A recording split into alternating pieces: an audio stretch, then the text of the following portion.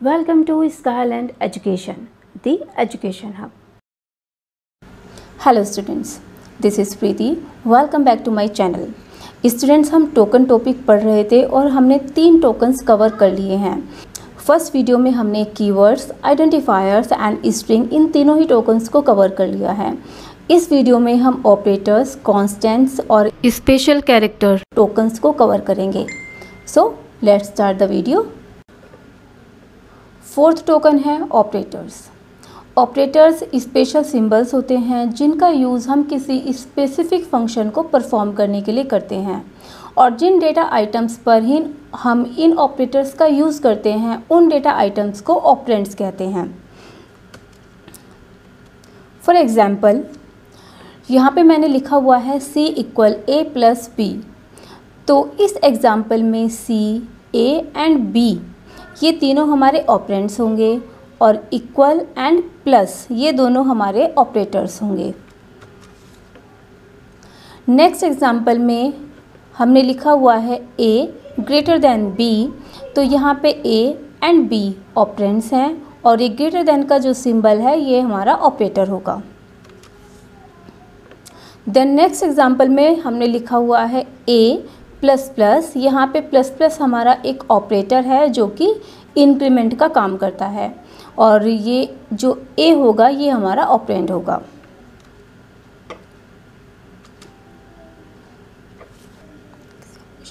Students, किसी operation में use होने वाले ऑपरेंड्स के बेसिस पे हम ऑपरेटर्स को 3 कैटेगरीज में डिवाइड कर सकते हैं। फर्स्ट होता है आपका यूनरी ऑपरेटर, सेकंड है आपका binary operator and third one is ternary operator. अब इन तीनों ऑपरेटर्स को हम वन बाय वन स्टडी करेंगे। फर्स्ट है आपका यूनरी ऑपरेटर। ऐसे ऑपरेटर्स जो कि वन ऑपरेंड पे वर्क करते हैं उन्हें हम यूनरी ऑपरेटर कहते हैं। फॉर एग्जांपल, आपका increment operator, decrement operator and size of operator, ये तीनों आपके यूनरी ऑपरेटर हैं। नेक्स्ट है आपका बाइनरी ऑपरेटर।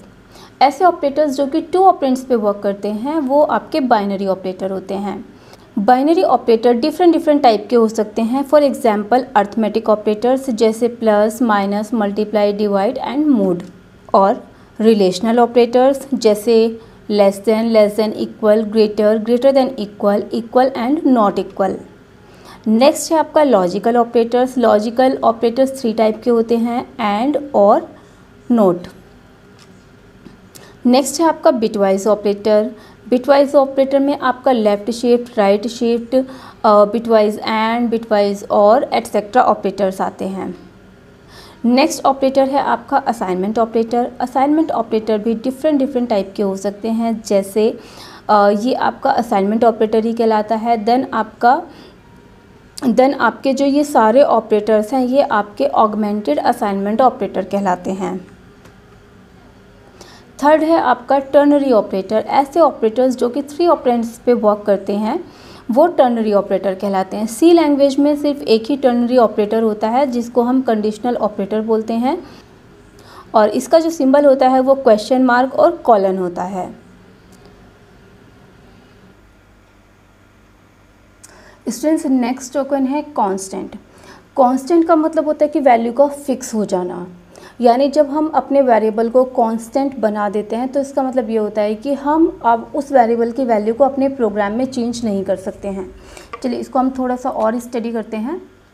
लिखा है a constant is a value assigned to a variable which will remain the same throughout the program, that is the constant value can not be change. यानी constant value को हम change नहीं कर सकते हैं पूरे प्रोग्राम में। उसकी वैल्यू यानी वेरिएबल, उस वेरिएबल की वैल्यू जिसको कि हमने कांस्टेंट बनाया है वो कांस्टेंट ही रहेगी, वो पूरे प्रोग्राम में चेंज नहीं होगी।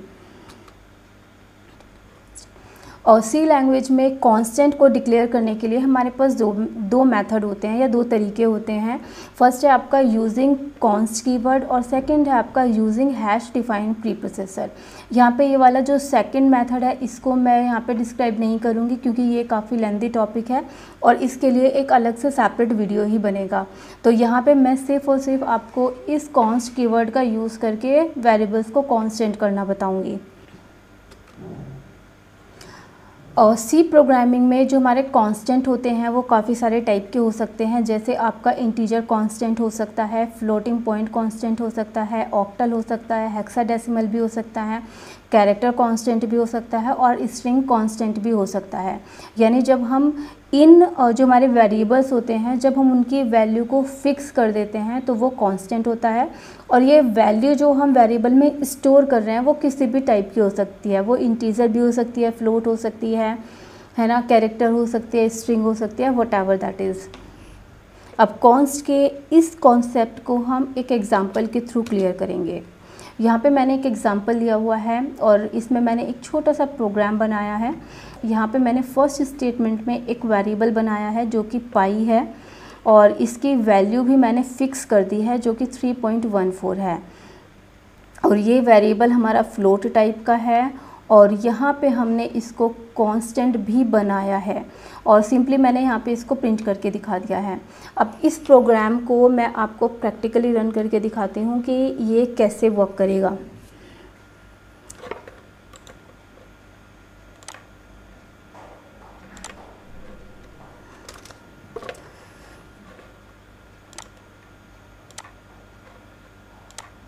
तो सबसे पहले तो हम अपनी हेडर फाइल से इंक्लूड कर लेते हैं।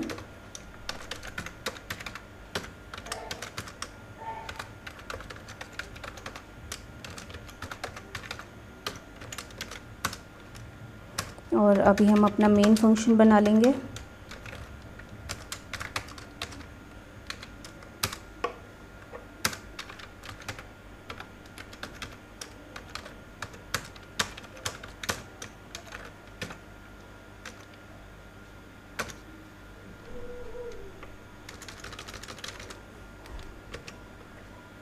और अभी मैं यहाँ पे एक वेरिएबल ले रही हूँ जो कि फ्लोट टाइप का है और नाम मैं दे रही हूँ उसका पाई और वैल्यू यहाँ पे स्टोर होगी 3.14 और इसको अभी हम प्रिंट करके देख लेंगे।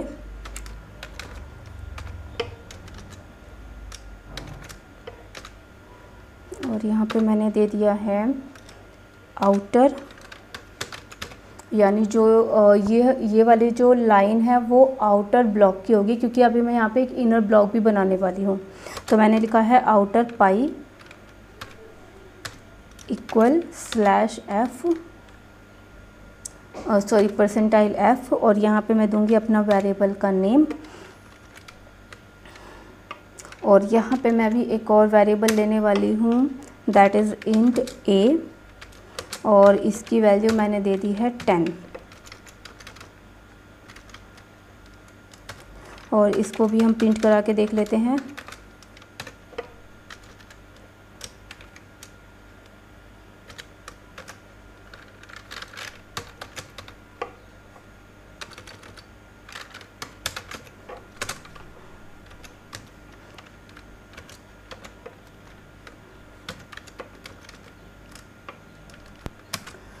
अब हम क्या करेंगे, अब हम एक और ब्लॉक बनाएंगे और यहाँ पे हम चेंज करेंगे पाई की और ए की वैल्यू को। तो यहाँ पे मैंने पाई की वैल्यू दे दी है 3.56 और यहाँ पे मैंने ए की वैल्यू दे दी है 12 और देन हम यही वाले स्टेटमेंट ले लेते हैं, इन्हीं को हम कॉपी कर लेते हैं भाई और इनको हम यहाँ पे कर लेते हैं पेस्ट।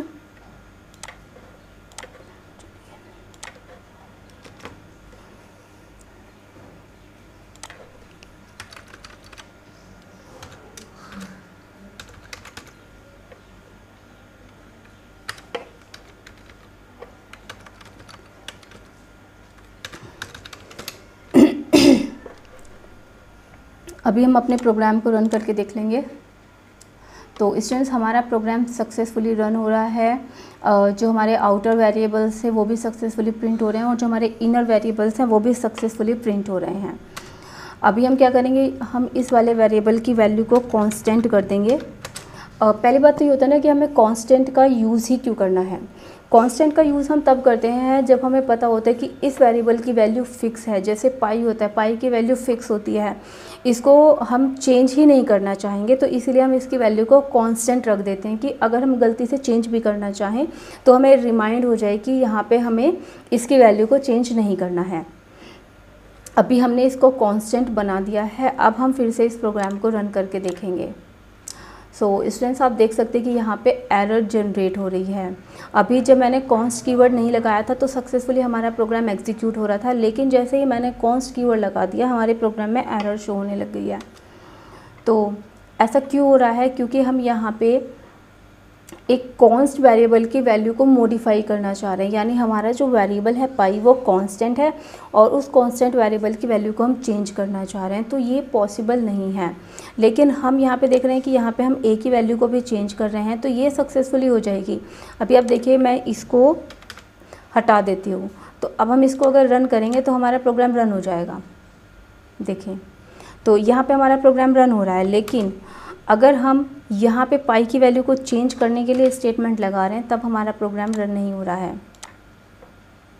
तो स्टूडेंट्स, ऐसा क्यों हो रहा है? क्योंकि हमने यहाँ पे कॉन्स्ट कीवर्ड का यूज़ किया हुआ है। तो अगर हमने किसी वेरिएबल को बनाते यानी डिक्लेयर करते टाइम हमने उसको कॉन्स्ट यानी कांस्टेंट बना दिया है, तो इसका मतलब यह है कि पूरे प्रोग्राम में उस वेरिएबल की वैल्यू सेम ही रहेगी, हम उस वेरिएबल की वैल्यू को चेंज नहीं कर सकते हैं।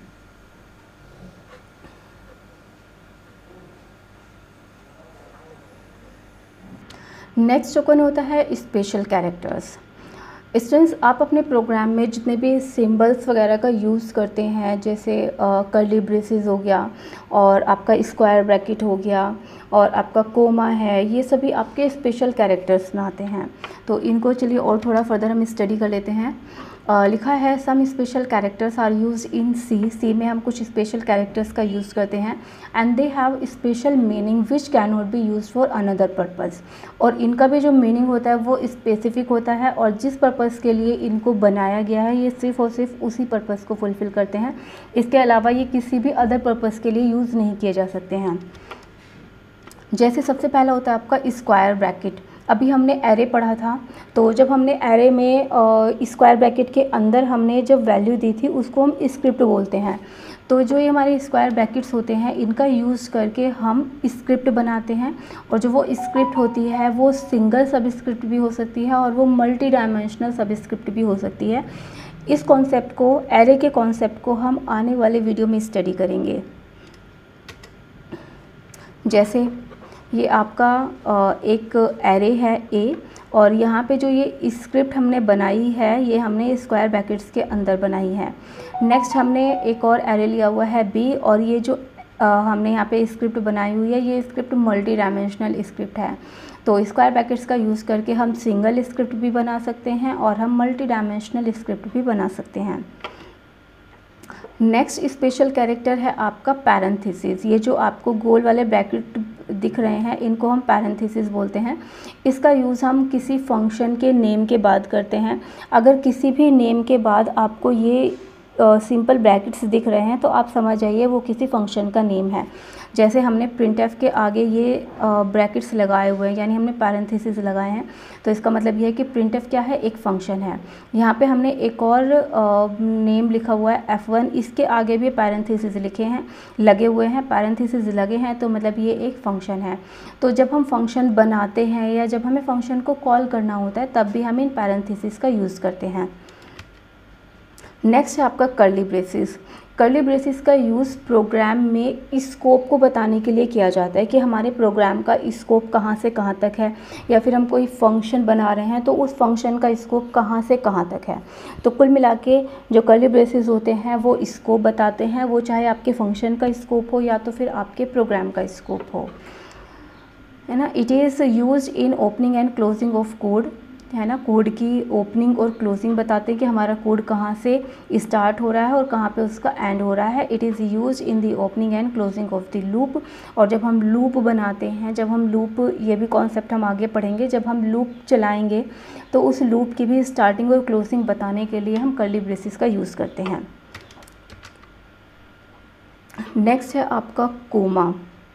कोमा जो होता है वो सेपरेशन का काम करता है। जैसे अभी हमने वेरिएबल्स बनाए थे, तो जब हम वेरिएबल्स बनाते हैं तो जब हम एक वेरिएबल को दूसरे वेरिएबल से सेपरेट करना चाहते हैं तब हम कोमा का यूज़ करते हैं। तो हम कह सकते हैं कि जो कोमा होता है वो सेपरेटर का काम करता है।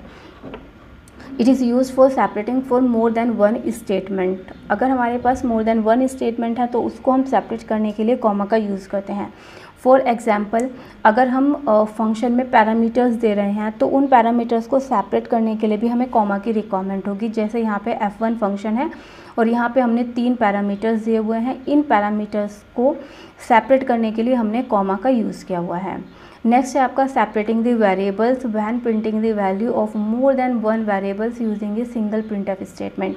और जब हम एक ही प्रिंटफ स्टेटमेंट में मल्टीपल वेरिएबल्स को प्रिंट कराते हैं तब भी हमें कॉमा का यूज़ करना पड़ेगा।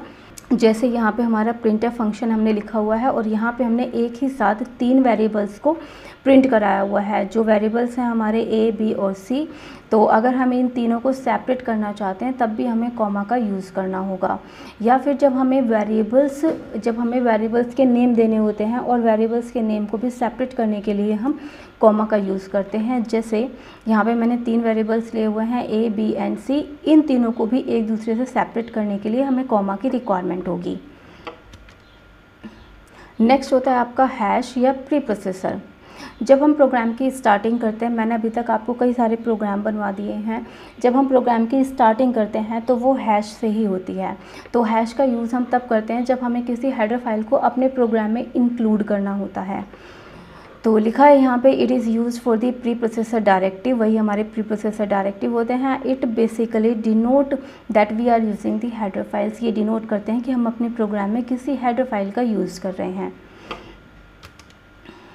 नेक्स्ट होता है आपका एस्ट्रिक्स। एस्ट्रिक्स सिंबल क्या होता है आपका, ये वाला जो आपका स्टार सिंबल होता है वही आपका एस्ट्रिक्स सिंबल होता है। This symbol is use to represent pointer and also use as an operator for multiplication. जो आपका ये एस्ट्रिक्स सिंबल होता है, जब हम पॉइंटर्स बनाते हैं तो पॉइंटर्स बनाने के लिए हम एस्ट्रिक्स सिंबल का यूज़ करते हैं। पॉइंटर का कॉन्सेप्ट भी हम आगे पढ़ेंगे। और जब हमें मल्टीप्लिकेशन करना होता है तो मल्टीप्लिकेशन में भी एज ऑपरेटर हम इसी सिंबल का यूज़ करते हैं। जैसे हमने लिखा है a इंटू बी, तो यहाँ पे क्या होगा, a और b की जो भी वैल्यूज़ होंगी उनका मल्टीप्लिकेशन हो जाएगा। नेक्स्ट हमने लिखा हुआ है इंट स्टार a, तो यहाँ पे जो ये हमारा a है ये हमारा पॉइंटर वेरिएबल होगा। तो स्टूडेंट्स, आज का सेशन यहीं पे ख़त्म होता है। आई होप कि आपको टोकन टॉपिक अच्छे से क्लियर हो गया होगा और आपको सारे के सारे टोकन्स भी अच्छे से समझ में आए होंगे। स्टूडेंट्स, जो मैं यहाँ पे पढ़ा रही हूँ, अगर आप इन नोट्स को या इन स्टडी मटेरियल्स को PDF की फॉर्म पे चाहते हैं तो आप स्काईलैंड एजुकेशन के ऑफिशियल ब्लॉग से इन्हें डाउनलोड कर सकते हैं। Thank you for watching.